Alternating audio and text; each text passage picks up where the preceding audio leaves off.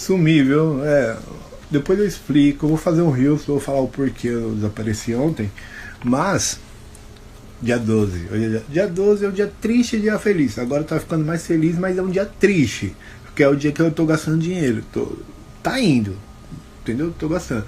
Mas é um dia feliz. Só que vai chegando, tipo... Vocês vão entender. Pera aí, ó.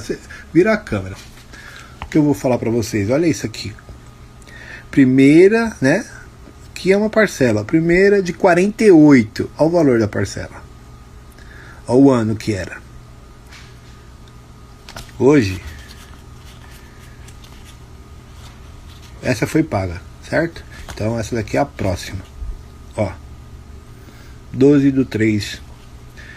Quando eu pagar essa, vai faltar 2 parcelas só pra eu terminar de pagar meu carro. Olha o tanto de parcela e já tô pensando, será que eu me endivido de novo?